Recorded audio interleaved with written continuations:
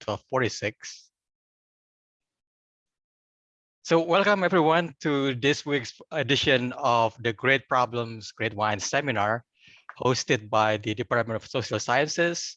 My name is Yuri Mansouri. In case you don't know, I am Associate Professor of Social Sciences.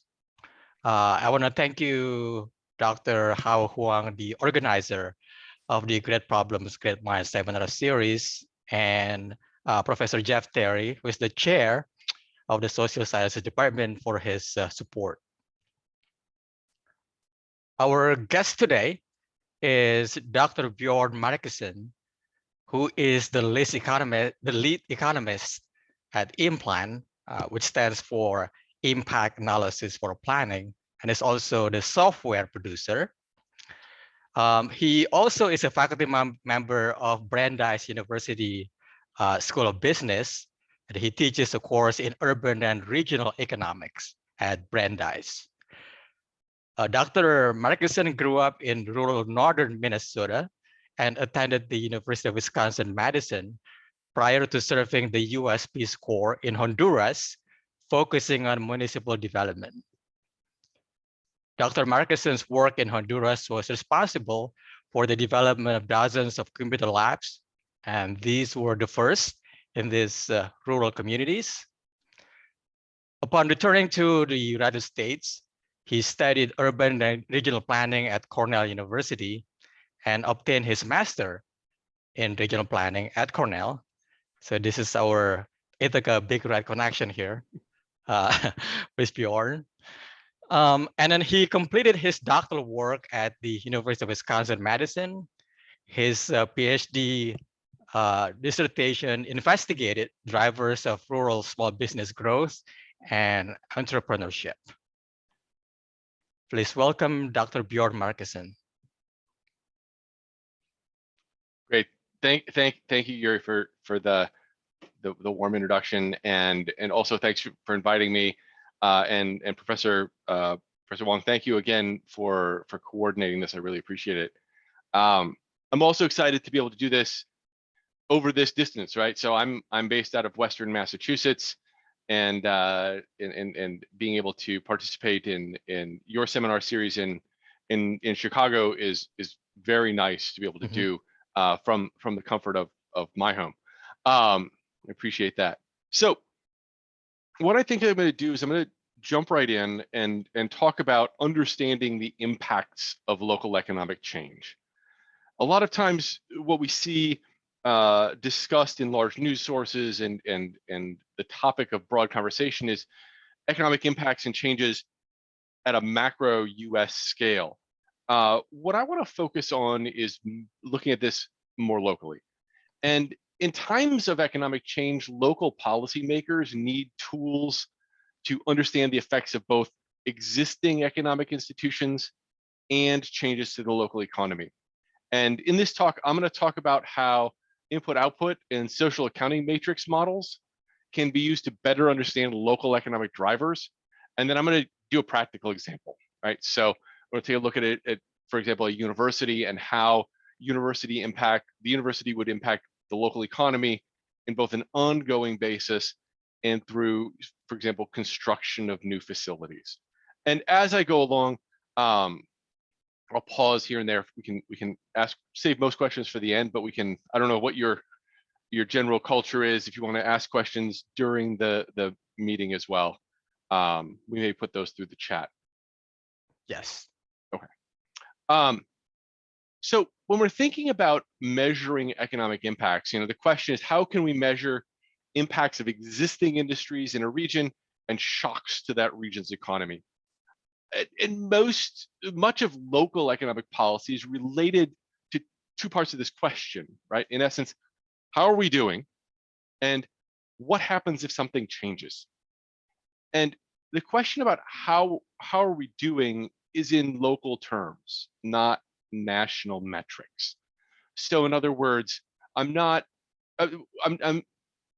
most local policymakers take national trends as given, right? As a mayor or a city council person or the head of the local chamber of commerce, whether it be in a small town or a major city, national trends in unemployment or inflation or um, or population change are not things that are really easily affected by local policymakers, right? They have to take those as exogenous. So the question is, how are we doing here? And then when we're asking about what happens if something changes, that's also local changes, right? What happens if a new firm comes to the region? What happens if a major economic employer leaves? What happens if we change certain types of local tax policy? And how can we model this in a way that's helpful for local policymakers? And there's really kind of four main components when we're thinking about measuring local economic impacts. An event in a specified time, in a specified geographic region, and then some sort of economic effect associated with it. And these economic effects are measured in tangible values such as dollars or jobs. And how can we do this? Well, there's a number of different approaches, right? And I don't want to gloss over alternatives, but I mean, we can think about things in terms of econometric analysis, ex post analysis of an event, and what we'll talk about here is using something like input-output analysis. Econometric analysis, this type of work, especially or particularly with a causal inference aspect, is generally considered the gold standard for measuring the impact of a policy change, right? So you have some sort of change in policy that happens in one place but not another, and you're able to use econometric methods, instrumental variables, to tease out what drove that change and what the impacts of that change were. But there's a couple of different problems that exist for local policymakers in this case, right? One is you either have to look at existing studies and make local inferences about relatability. That is, I want to know what the effect of an auto plant closure is going to be. Well, I look at other studies that have assessed those impacts, and then I have to say, how does this relate to what I'm about to experience here? And the other is, or you have to wait until after the change has occurred. So if you want to analyze this at your local region, you have to wait until after it occurs to measure the before and after. So, and again, this is kind of goes into that ex post analysis. It can be useful by examining changes to a local economy both before and after significant change. But again, you have to wait until after the change has occurred. So with input-output analysis, what this is using some strong assumptions. It allows for a formalized model of estimating economic change and linkages prior to their occurrence and relative to existing local economic structures. And I'm going to focus on that third option as a relatively easy method for local stakeholders and policymakers to use. And then as I mentioned, I'll use the implant software to demonstrate an application to the Chicago area. First, I want to talk a little bit about input-output analysis, a little bit of background to what it is and how it works. Miller and Blair, who wrote a widely used reference for students and scholars on input-output and its application in the field of economics and regional science, really said it best. They indicated that the whole purpose of IO framework is to analyze the interdependence of industries in an economy. And an input-output framework, because of this, is simply best designed to estimate the impact of given economic activity on the remainder of the economy. IO modeling is based on the work of Nobel Prize winner Leontief. Beginning in the 1930s, Leontief constructed the first IO tables for the US economy, consultant to the Bureau of Labor Statistics, publishing the first official US IO tables in 1944. This first table was for the 1939 economy, so it took about 5 years to produce. and was a 95 industry transaction matrix. The main idea here is that all industries, households, and governments in the economy are connected through a buy and sell relationship. By modeling these changes to these relationships, we can see ripple effects throughout the economy. Later iterations of national accounts from the BLS expanded to include final demand columns and value-added rows, completing what has become known as the social accounting matrix, or SAM. In the 1960s, Karen Polensky began working with Leon Teef at Harvard and then moved to MIT, and was the first to incorporate a gravity model for estimating trade flows, which allows to interlink different regions and build a multi-regional input-output table. A quick aside as to how InPlan fits into this history. InPlan was started in the early 1970s as a project of the U.S. Forest Service in the Department of Agriculture to measure the impacts of forest products and forest projects throughout the U.S. They saw the value in building a specific IO table, and then when they realized that in order to measure the impacts of forest products, you had to build the rest of the economy as well. And so they built out the IO tables down to the regional level. This was then spun off into the Minnesota InPlan Group at the University of Minnesota in their applied economics department. And then in the early 1990s, it was spun off from the University of Minnesota to a private entity. And we've been privately providing, commercially providing InPlan models ever since.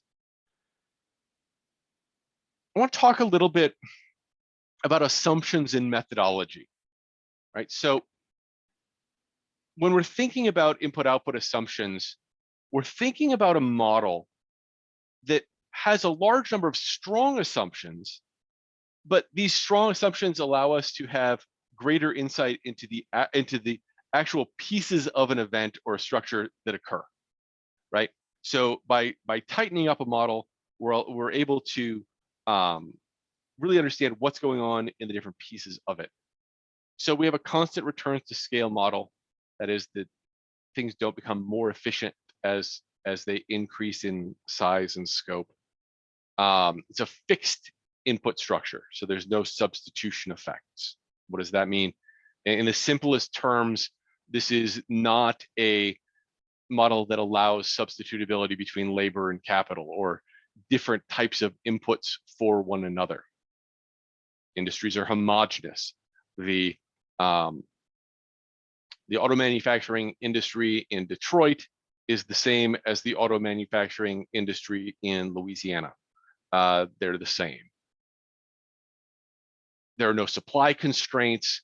There's a technology assumption in which an industry uses the same technology to produce all of its products. Constant byproduct coefficients. There's a requirement for the technology assumption. Industry byproduct coefficients are constant. The industry will always produce the same mix of commodities regardless of the level of production. In other words, an industry will not increase the output of one product without proportionally increasing the output of all of its other products. It's a very strict and structured format, right? And then the model is static, that is not dynamic. We don't have price changes within the model. And then we're looking at backwards linkages, as in supply chain effects for a product. And then there's a time dimension as well. It assumes things happen essentially within a consistent time range. Now, what does this mean? If we take a look at these assumptions and kind of construct them together, this type of modeling structure is useful for looking at things in a fairly short run, right? So the difference between my production technology today and tomorrow is essentially the same. There's very little substitutability. Structures are fairly homogeneous. I can scale up, scale down without much change in efficiency. But as we move over a longer time horizon, these assumptions start to become more problematic. So when we're thinking about what types of structures and types of types of problems input-output models can be used for, or their associated SAM structures, we're looking at things that are fairly short-term, right? We're looking at what's happening now, what's happening over the next 2 to 3 to 4 to 5 years. But as the economy changes, these assumptions become more binding and more difficult to hold. So again, we recommend folks use this type of model for something less than a 5-year time frame. The data, one of the advantages of building input-output models in the United States is the very large amount of high quality data produced by the US government. We pretty much use only federal sources for data to build our input-output models down to a regional level. We've worked to build international models as well. Building sub-regional models outside of the United States is difficult because of the variation in those data elements and their availability to the public.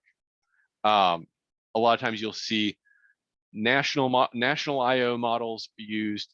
We'll see them less frequently be sub-regional. I was just reading a paper this morning about sub-regional analysis of tourism in Sweden, and one of the large complaints in the paper was, we had to build our own regionalization because the national level data wasn't directly available. So what do we use? We use data from the Bureau of Labor Statistics on wages and employment. We use regional economic area data from the Bureau of Economic Analysis on proprietor employment and income. We use county business pattern data that tells us what types of businesses exist in particular counties throughout the United States. And then we use the NIPA tables to estimate the production pieces at the national level before we regionalize it. So what is an input-output model? So let's talk about how this input-output matrix structure works, and then we'll look at a specific couple of applications. So the basic structure of the SAM matrix that we use, it has 4 components. And I'm going to talk about each one briefly and then how they work together. The SAM itself is not naturally broken into these 4 pieces. We're going to look at them one at a time. So this first matrix in the upper left-hand corner is labeled intermediate inputs. This is also known as the input-output matrix. So what this is showing is a combination of production functions, right? Moving payments from one industry. In this first column, it's payments from the agricultural sector to other industries within the country. And so in this case, that first upper right-hand value is ag to ag. That's ag purchases from the agricultural sector. So 13% of their expenditures are coming from that same sector, whereas 5% of their expenditures are going towards wholesale and retail sector. We can see then down in the value added piece, we have 3 additional pieces. Labor income, 37%, the largest single factor. Other property income, or OPI, 15%. And then TOPI, or taxes on other production and income, is -7%. So what that's actually capturing is, in the ag sector, unsurprisingly, we have subsidies. So instead of a positive value of expenditures on taxes, there's a subsidization process here. So if we wanted to measure what would happen with $1 million in spending in the ag sector, we would then basically multiply $1 million by each of those pieces, each of those percentages, and this gives us $420,000 in what are called indirect revenues, right? So there's a direct effect of $1 million being spent in ag. Now $420,000 have entered into the additional or the other sectors. So we can run that through here again. right? So we can run this through each of these sectors again. And this gives us additional rounds of indirect effects. When does it ever end? Well, each dollar is distributed until the last dollar is spent. Not all of the dollars spent actually stay in the region. We have what are termed leakages, and in each round of spending, money is leaked out. So for the ag industry, only 42% of each round is spent on intermediate inputs in the region. The rest of intermediate input purchases go towards imports, where that dollar leaves the region.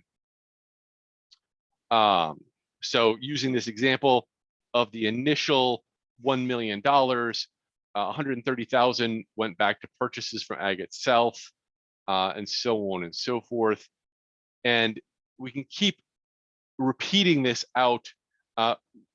We eventually cut this off at $1. It can spin off into, you can be as precise as you want and divvy up pennies to whatever degree needed. But this gives us that initial piece, right? And then that was indirect effects. Let's move on towards induced effects, which are effects in the region that stem from household spending of income after taxes, savings, and commuting. So let's say, going back to this example, if we have $200,000 of additional growth in household expenditures, this is then spent on some combination of inputs or expenditures in other industries. So where do households spend their money? Well, they spend their money on ag services. They spend money on manufactured goods. They spend money at retail centers. And so these expenditures are then tracked through the model. So in this case, we spend that $200,000. This gives us, $200 in this case. We take that $200, we iterate it through these sectors. That gives us $142 of induced effects, which we then plug back through the overall industry structure. So if we apply these percentages, we find that $142,000 is spent on purchases produced within the region. That's that first round of induced effects. Then those dollars are distributed to each industry that sold those products, and we get additional rounds of induced effects. So any spending that stems from household expenditures, including spending by industries that originated from households, are considered an induced effect. So once you include labor income portions from the indirect effects and the subsequent rounds of indirect effects, this is giving us our full set of total effects in this particular model.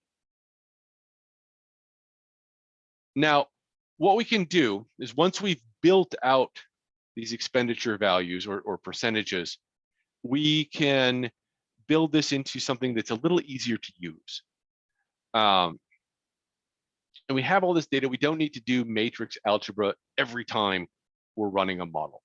Essentially, what we do is we build this once a year, and then we create multipliers.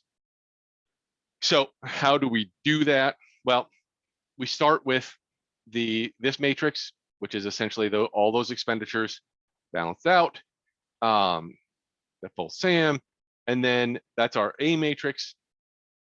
We then take an identity matrix, which is just a matrix of zeros with ones in the diagonal.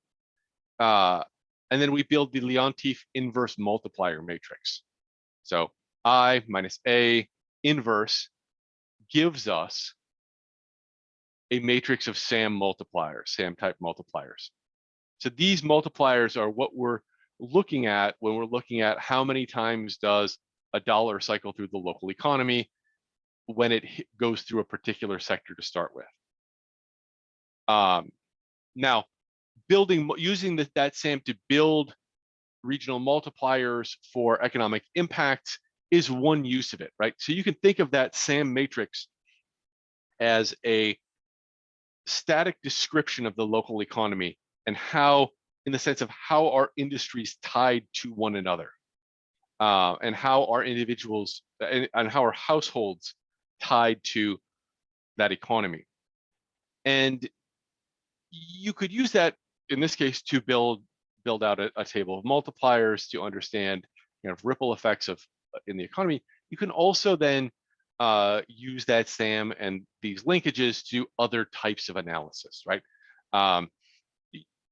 Yuri's done some structural path analysis with these data sets. You can do cluster analysis.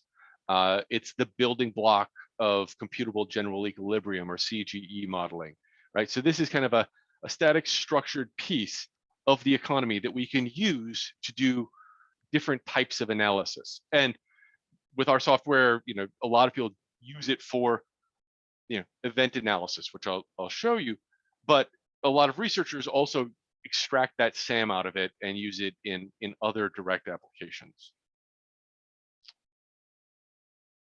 Now, what we've kind of talked about so far is essentially a national model, right? We have a survey structure of, the federal government has a methodology of building out production functions for individual industries and understanding those transactions across the country, building out a national account.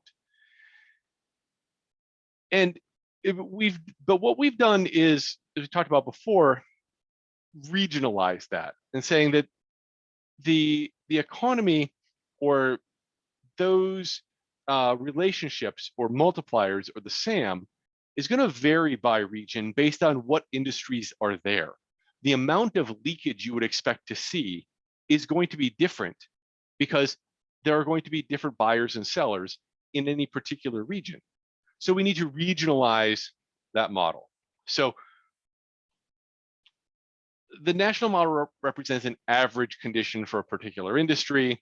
Consequently, without adjustments for regional differences, that national production function does not necessarily represent industries comprising a local or regional economy. Stevens and Traynor in 1980 note that estimating regional trade flows, imports and exports from a region across regional boundaries is perhaps the largest source of error in deriving non-survey IO models. And so that's kind of the trick, right? The next piece is to find a way to estimate regional trade flows and local purchasing. One way to do this consistently, that is across regions across the country, is to build regional purchase coefficients. Regional purchase coefficients is a way to eliminate some of the bias inherent in non-survey methods. Gross regional trade flows, gross exports and imports of commodities, are estimated by developing regional purchase RPCs based on a trade model. The RPC for a given commodity represents the proportion of all local demands, industrial and institutional, for that commodity that is supplied locally. In other words, how much of something can I purchase within this region? That is, how much am I purchasing locally? How much leaks out?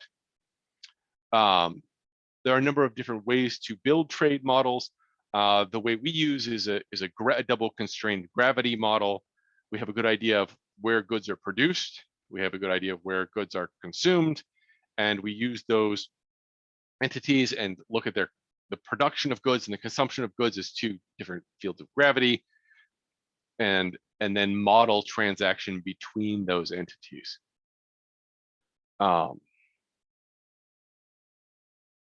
And so now we've regionalized that model. We're looking at regional, we can look at regional multipliers. We'll go through this a little quickly to get to some examples.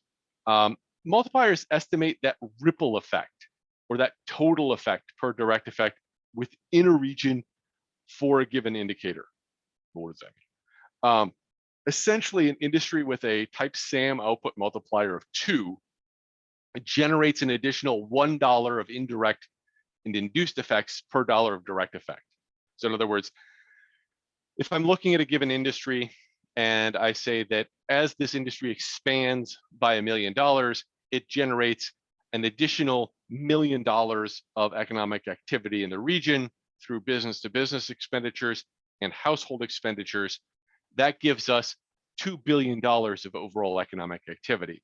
1 times 2 is 2.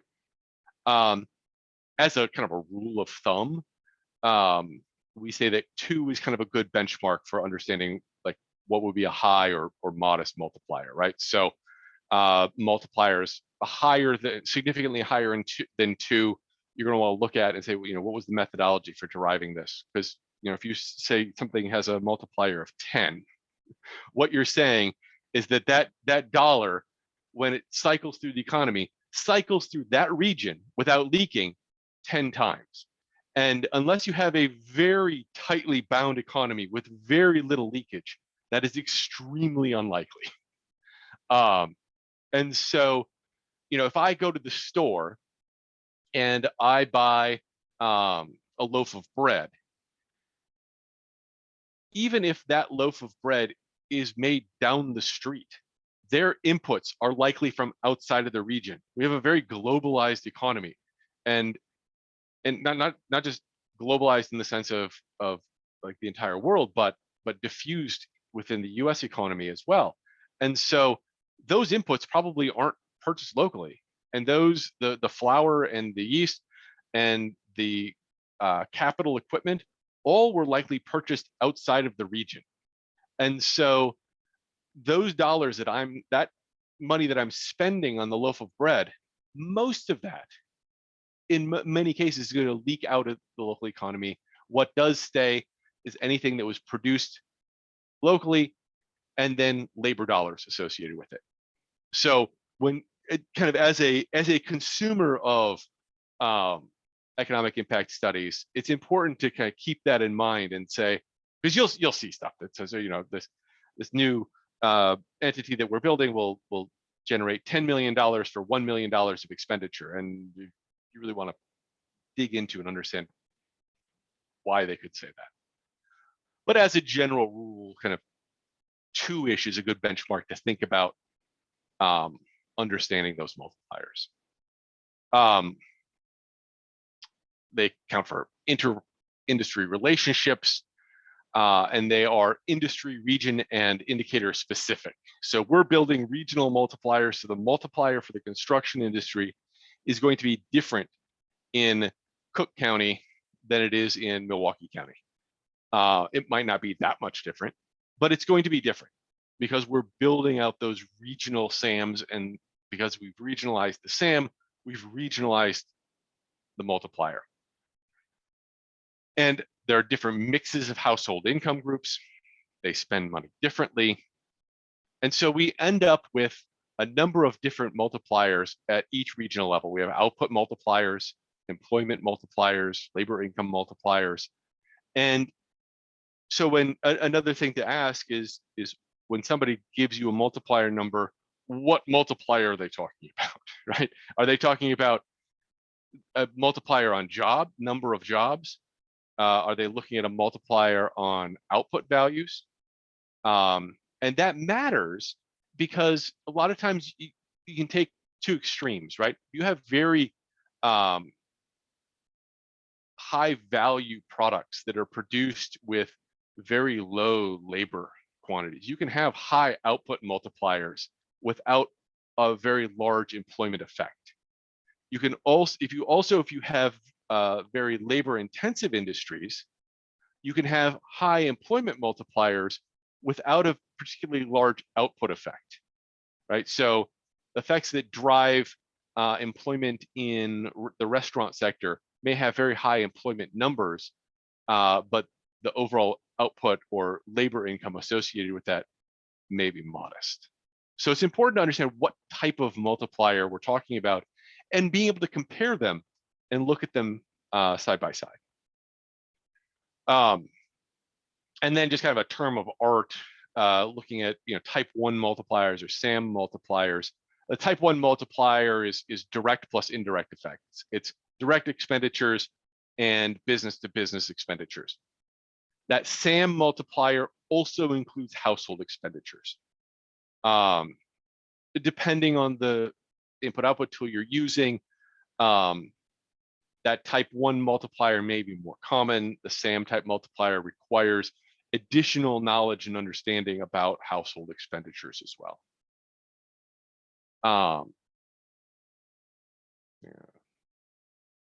One thing to keep in mind is what we're talking about with these multipliers are backward linkages, right? So upstream effects.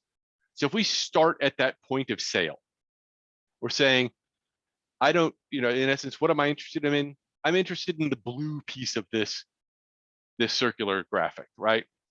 From that sale, the money goes back to manufacturers, back to suppliers, back to those initial resources. That's an upstream effect. IO is a demand side model quantifying backward linkages and their effects on production. Forward linkages are downstream effects. That is what happens to something after it's sold. Forward linkages look at how an industry's production is used as an input to something else or final demand. We're not looking at that. There are ways of teasing this type of information out of a social accounting matrix. That's not something that we particularly look at. And then kind of one last thing before talking through a couple of useful examples. We're looking at effects. The way you want to shock that model, shock that SAM, is ideally either through output effects, changes in output or dollar expenditures, or changes in employment. So if you're wanting to analyze something that is not those, you need to have some sort of conversion, right? So usually, over the last 20 years, price changes or inflationary effects are not something that we've talked about that much. Now I talk to people every day about how do I model inflationary effects in here, or how do I affect price changes. That's not how this is designed to work. If you can assume certain changes in behavior because of a price change, then you can model that behavioral change. Changes in policy, that's not what I wanted to do. There we go. Sorry about that. So government policy changes can affect spending in a lot of different ways. Again, similar to a price change, any change in spending first needs to be quantified before entering into an input-output model. So in other words, if I want to say, what's the effect of additional environmental regulation? Well, I have to transform that into a change in output effects. Or if I want to ask about changes in tax policy, well, I have to change that into a dollar value effect on households, and how is that going to affect household spending? So you need, and that really goes through the remainder of these conversions as well, right? Environmental impacts, looking at feasibility analysis, all of these. Once we are looking at a particular event, the question needs to be boiled down to what are the dollar effects of this? And again, that ties into the strong assumptions associated with an input-output model. One thing I do want to point out is this option 7, opportunity costs. So this is, a lot of times in introductory and intermediate econ classes, your professor will hammer on the idea of opportunity costs quite a bit. Here's an operational case of why this matters, right? In the sense that if I'm looking at a particular public expenditure, I can model that expenditure and say, not to wade into the stadium wars, but if I can spend a certain amount of money on a sports stadium, right? $20 billion on a new sports stadium. What I want to compare that to is expenditures on something else as well, right? Because if I just run an effect on one event, what I'm comparing that to is burning a pile of money, right? And so you're always going to have some sort of effect when you spend money. And if you spend a lot of money, you're going to have a big effect. So the question is what am I comparing this to?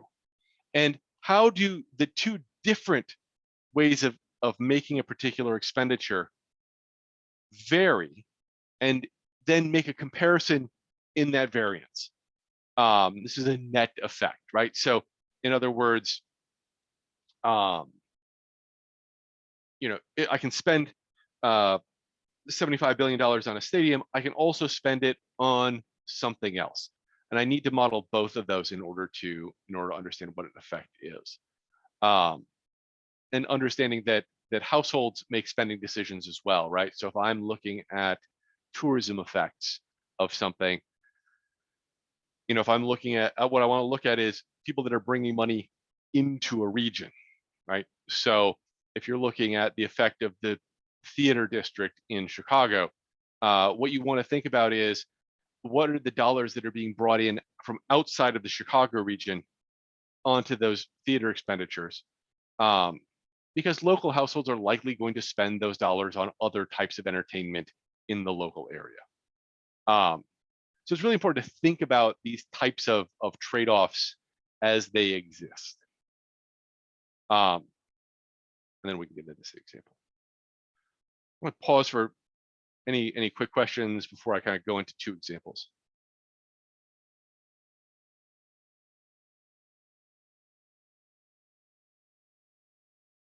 Great. So this is the fun part. So what we're going to look at are two specific examples, right? So I'm going to look at two examples that are hopefully somewhat familiar, and then show you kind of on a piece of software what these effects, how you model it, what the effects look like. So the first one I'm going to do is look at a university impact, right? So I'm going to look at a particular region, Chicago MSA, so the Metropolitan Statistical Area of Chicago. We're going to assume that it's a private institution that employs about 5,500 people. It has employee compensation of about 350 million and intermediate expenditures of about 250 million. And so then we'll look at how this effect, kind of static effect, ripples through the local economy. And then we'll look at a construction impact as well. So let's say we're building a new building, and the building itself, not anything that goes inside of it, costs $75 million, and it's a spread over a 3-year period. How does that have an effect on the local economy as well? So let me do a quick switch. Bring this up here. I'm not authorized. That's not true. I am authorized. So what I'm going to do is I'm going to use the InPlan software to essentially apply exactly what we've been talking about up to this point to two specific examples.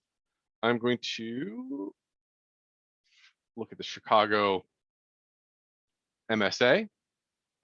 And again, what I can do here is look at this in terms of what is this MSA? We're looking at about 14 counties stretching from Kenosha to Indiana. So this is including the southern reaches of Milwaukee, and I believe this is Gary. We're looking at 517 different industries within this region. This is out of about 546 modeled industries in InPlan. And this is compared to the 90 industries that Leontief was working with in the 40s. And, we can look at this and say, what are the different types of industries in the region? This is a useful sorting piece in the sense that we can look at this at, what are the largest employers? Well, this is unsurprising. Local government education. So this is K-12 education, hospitals, restaurants. Where's the largest output? Insurance, banks, refineries, pharmaceuticals, right? So there, first of all, there's this split, right, between largest employers and largest output values. So I've got two samples that I've already pre-built and pre-run, so we don't have to wait for the model to solve out. But essentially what I've done here is I've built a construction project of $75 million, and I've spread it over 3 phases in 3 years. So phase 1 involves utilities, $1 million of utility work on a sector that we're calling construction of new roads, actually construction of non-residential structures. This is going to be your utilities.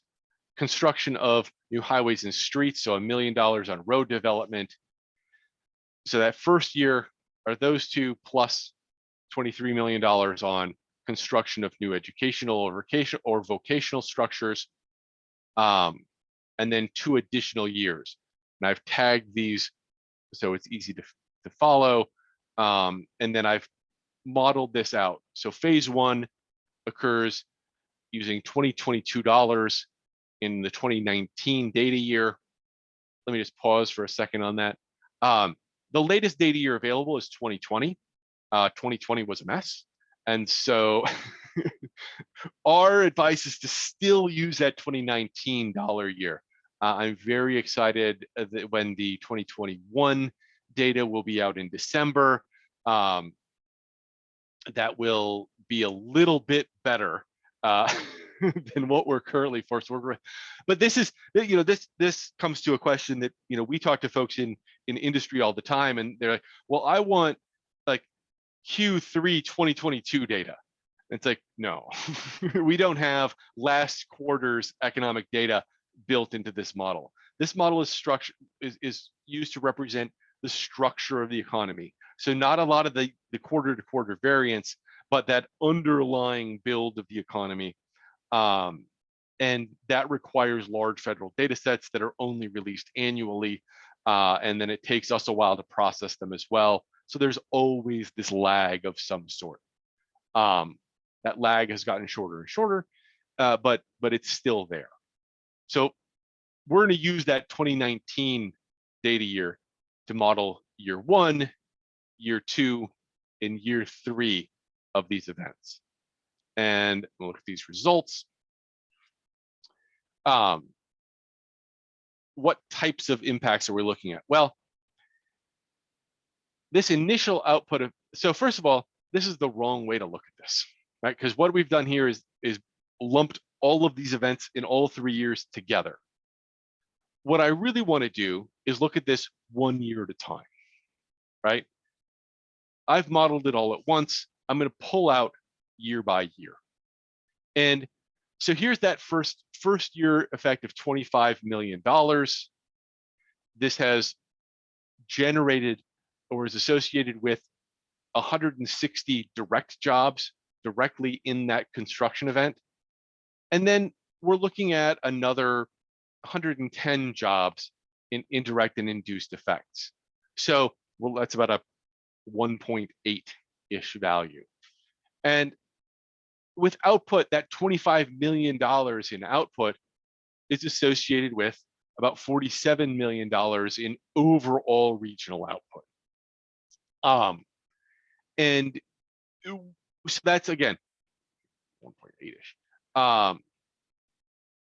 Now, we can see where this falls and sort of what types of industries are affected. We've built out estimates of tax results. In other words, what types of revenue will local entities receive and benefit from in terms of this $25 million of initial expenditure and the $47 million of total output.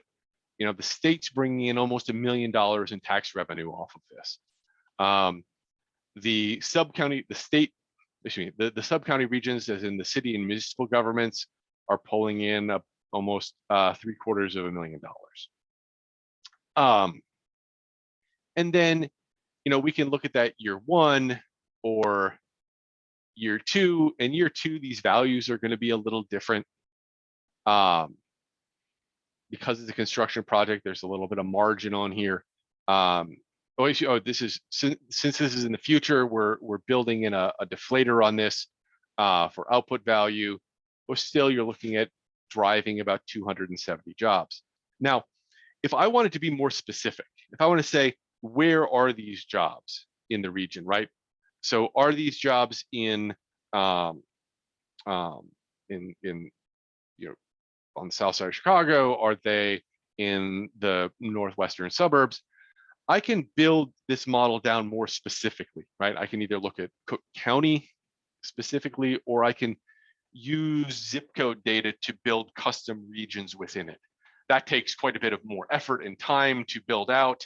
But again, this is, and when you do that, that multiplier does get a little smaller, right? Because you're going to have more leakage out to the regional economy. A big city like Chicago is going to have a lot less leakage than a smaller city. You know, Peoria is going to have more leakage than the city of Chicago itself, just because it doesn't have those same industries within it. And then before we have a little bit of time left, we've also can, you know, drill down into these occupational effects as well. You know, what types of jobs are we seeing? And this is interesting in the sense that, let's sort this by job type. The first thing you would expect is, well, this is going to be a lot of construction trade workers because it's a construction project.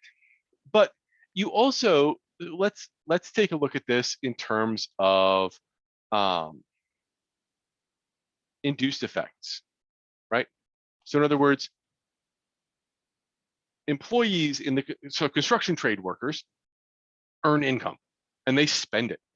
And what types of jobs come out of this? Well, so those expenditures are supporting retail positions, healthcare jobs, material moving, information records clerks. So we can really tease out and have a good idea of how broad this effect is, right? It's not just specifically in the building trades. It ripples out through the rest of the economy.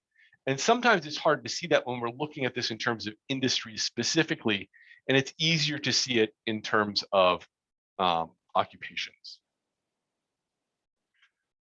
The second piece is I essentially put together an example for a campus.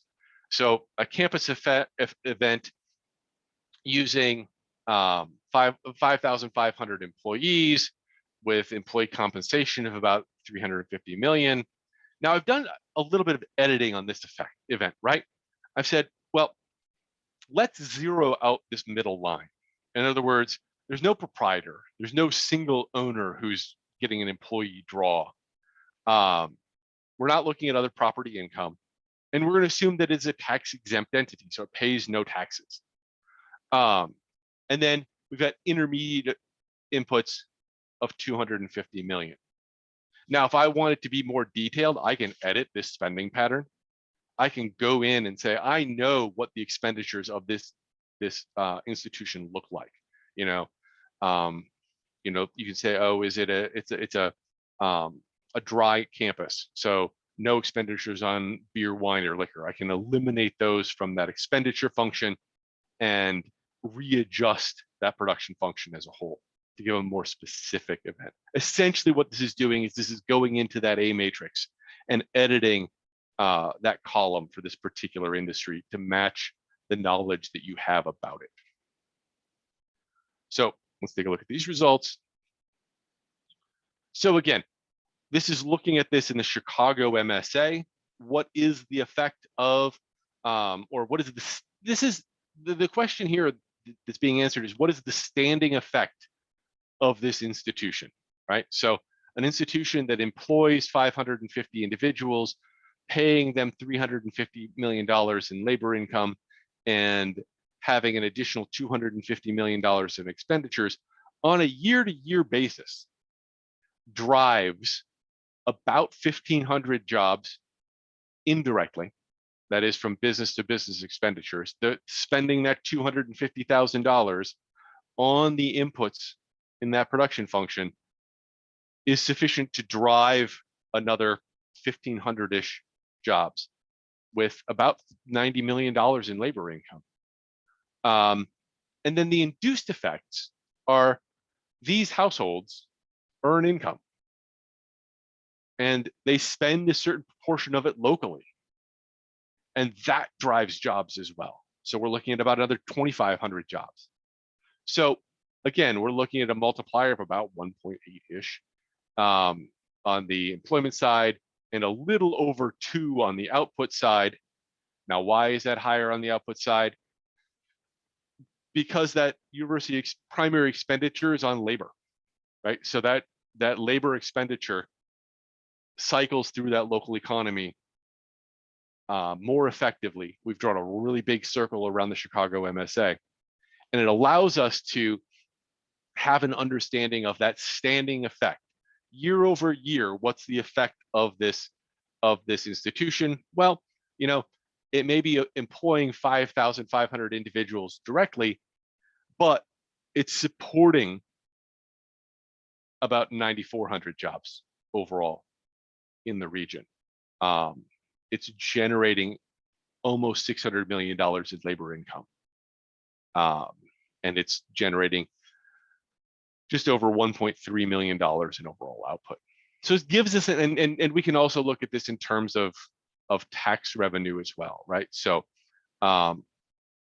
direct tax revenues would be very low because we're a tax exempt entity, but it's the existence of this unit drives about $25 million in state tax revenue. That local tax revenue is looking close to $20 million. So this is from not just direct business expenditures, but property taxes and income taxes and all the different tax values that flow into this. And it really starts to allow us to start piecing together the way that local economy is structured. Sorry, I went a little bit over, but this is kind of what I wanted to show, kind of how this modeling structure allows us to see the interrelatedness of a local economy, and then do a couple of quick examples. So I guess we have a little time for questions if anybody wants to jump in. I think we have a couple of minutes for you to wrap up if you want. No, I think so. I kind of left time for questions. So if anybody wants to do that, that would be great. Okay, sure. So thank you very much, first of all, Bjorn, for a very stimulating presentation. I should mention also that I have a few students here in the audience who is taking my regional economic impact analysis. And we just started the conversation on input-output modeling. So we are very grateful for you taking the time to come here and talk to us. Mm-hmm. So at this time, in the interest of time, I'm going to open up the floor and invite the audience for questions. You can do it in two ways. You can unmute yourself and speak directly on the microphone, or you can post your question on the chat if you want to.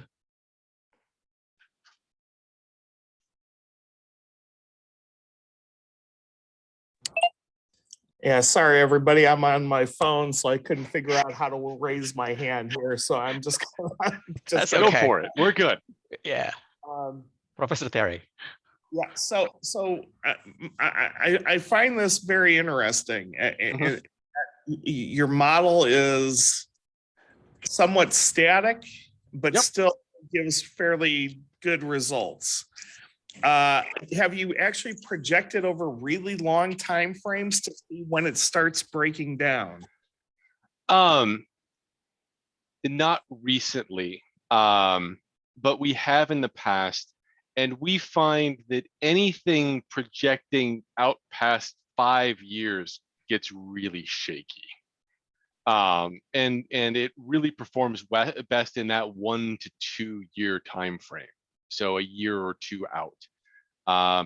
3 is usually fine, but if you're going out trying to do something 10 years out, that structure of the economy and those assumptions about constant returns to scale and substitutability really start breaking down, and you start losing some of that tractability. And I guess I'll ask the other hard question, and then I'll walk away. But how is it done over the last few years with COVID, which popped in a very strange, unpredictable event? Yes. So if you were to project something if you were to run a model in 2019 and had an estimate for what was going to happen in 2020, it was useless, as was pretty much everybody's model, because again, what happened during COVID were all of those structures broke down, right? So what I like to tell people is if you're looking for a model that's going to tell you what happens if the restaurant industry in Boston disappears, this is not that model, right? You're going to want to use some sort of dynamic modeling structure that is going to take into effect what happens when a supply chain basically ceases to exist. Because as soon as you say, oh, the restaurant industry doesn't exist anymore, all of a sudden wage effects occur locally, prices shift on goods, supply chains break down and take more than an instant to be repaired. So going into COVID, how did it do? Terrible. How did it do within COVID? We did try and build some quarterly data in Q2 and Q3 of 2020 that was not as robust as our standard annual data sets to try and get to that, right? It's like the economy is so different right now. And the level of output in different regions is so depressed. How does that affect the modeling structure? We think that did all right in its own piece. One of the things that we did do was recommend to folks something that we're going to keep recommending to them, which is to be a little flexible in your modeling structure, in the sense of run the data in 2020 data, run it in 2019 data, and the economy is in neither one of those places right now. And so, but give yourself a range of effects. The likely effect of this is, one of the reasons on this example here that we put this out to decimal points is to show that it's an estimate, right? You're not going to get 1,473 jobs. It's an estimated value. Some people like to think it's an exact number. Where was I going with this? But if you give a range, it makes that much more understandable. And I think we're going to continue doing that in the future, right? So using the 2021 data, use the 2021 data, pair it with the 2019 data, give yourself a range of effects. The economy has changed. It's in a state of flux right now. And that's probably the best way to kind of deal with it. Thank you. That makes sense? Yeah. So let me ask my question here that might be of interest to some of the administrators in the audience, because it's about the economic impact of a university. So you have demonstrated in your example that universities are not isolated bubbles that provide only education to students. Obviously, that's an important mission, but not only to provide jobs to faculty and staff, but actually have a broader economic impact. And I'm wondering what examples in which this information about the broader economic impact have been proved useful. One example that came to mind is for PR, right? Public relations. But I'm thinking more broadly and outside of the academic domain. You can share your thoughts about that. So again, this example that I have up right now, what this is showing is essentially the employment effect and the operational effect of that university. It doesn't have taken into account student spending or student learning, right? We like to think that student learning part and spin-off jobs and kind of incubators for new businesses. These are all things that the university does as well. And so one thing that we have seen is universities using this to project the impacts of some of those things, like incubators on campus. So PR is one piece of it. Another is kind of in the grant seeking realm. we're increasingly seeing, especially Department of Energy, USDA as well, is asking for estimates of impacts of a project upfront. So in other words, what do you think the impact of this is going to be?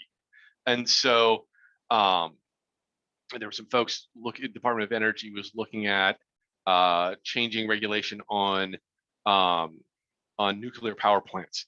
And they're like, what is the economic impact of this going to be? If we're developing this technology, if we're studying and researching this technology, what would that economic impact be?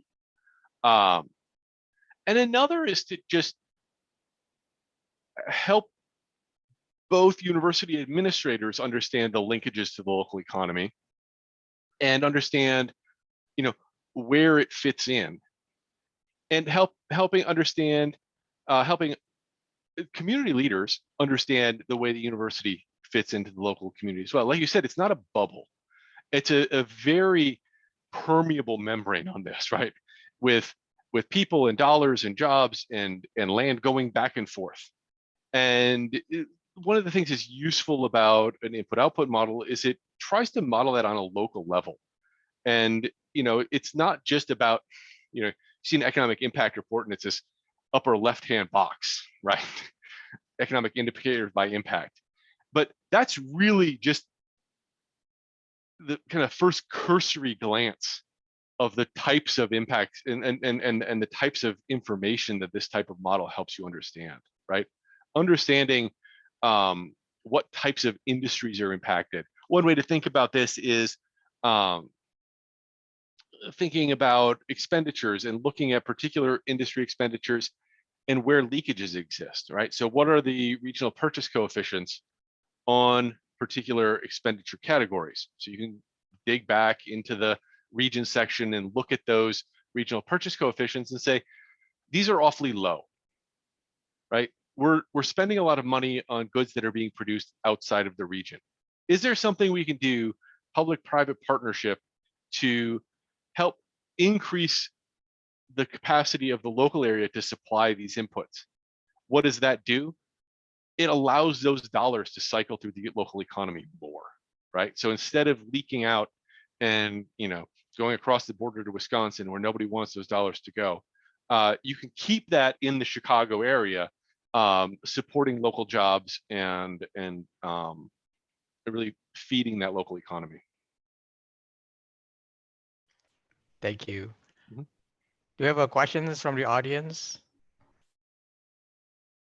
Maybe I'll ask one more question before we let you go. Some of the challenges that, especially for beginner implant users typically have is to analyze certain events that don't naturally fall into the traditional domain of economic impact analysis. So for example, if someone is interested in the impact of the war in Ukraine on the Chicago economy, how do we translate that into something that can be addressed using implant? That's hard, right? So the first phase of that is that's hard. The second is it becomes easier depending on the data that you have access to, right? So one of my colleagues, Candy Close, recently wrote a paper about the economic impacts of the war in Ukraine on the U.S. economy, and the first cut was looking at it in terms of exports to the Ukrainian government and what U.S. imports and exports look like to Russia, right? So when those break down, what are those effects happening locally? And I think that and if you have data on that type of international trade, then it's something that you can kind of start pinpointing.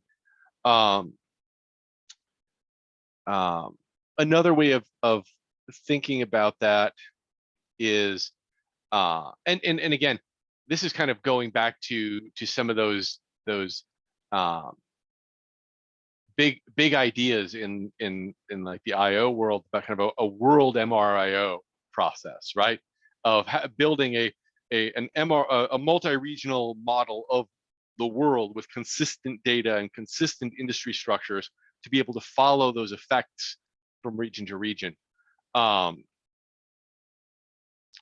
so that's, you know, that's really kind of the next step of this problem. And that's one of the things that we are working on is next step is thinking about international models. And then step, you know, probably 3 or 4 down the range is using data that we can either build or estimate for international trade that originates in given counties or given regions to that international sphere. Yeah, thank you. I should also mention a couple of features that you didn't have time to elaborate. One is the ability to do multi-regional analysis. So if you're interested in what is the impact of construction in Chicago on retail service, you know, in Wisconsin or Indiana, you know, Implant has the ability to do that. Then the other feature is the ability to do environmental impact analysis. You know, that's a new feature. So I don't know if you want to say a few words about. Yeah, so I think with the MRIO, that's being able to track the transactions across defined regions. That's, you know, that's been a problem computationally for a long time, as in it takes, you know, if you think about this in terms of effects, and you know, we're looking at 500 different industries. So if you have a 500 industries by 3,000 counties, if you're looking at, you know, that blows up the computation really fast. We found some ways to speed that process up. So we do have a limited MRIO capability in the software. You can't do a 3,000 county MRIO in the US. You kind of do about 100 regions. Yeah. With the environmental, this is an interesting piece that we've put in the last year. We worked with the EPA. The EPA has an environmentally extended input-output model. And essentially what that has are coefficients or ratios of you know, emissions per dollar of output. And so it allows you to say, okay, you know, what are the environmental effect, the greenhouse gas effects of this event, right? And this comes with a number of IO specific caveats. This is not a supply chain effect. Anything that has output generates emissions. But one thing that we've seen people think about using this for is benchmarking and say, you know, using the EPA's data, this kind of construction project would lead to, you know, or this type of activity would lead to, you know, this level of carbon dioxide production. We've measured ours, and it's this much lower. So these are the actions we're taking to beat those EPA estimates, or we're exceeding those. What do we do? What can we do to get back in line with those estimates? But again, anything that produces output is going to produce emissions. And so the question is, how do we model that, and how do we make that opportunity cost comparison? Thank you so much. Yeah, you've been very generous with your time, and we'll try not to take advantage of that. Well, thank you very much. I really appreciate having the time to speak with you, and it was nice to see you again, Yuri. Likewise, everyone, please thank me in thanking Dr. Bjorn Markeson. Thank you. Thank you very much. Bye. Bye.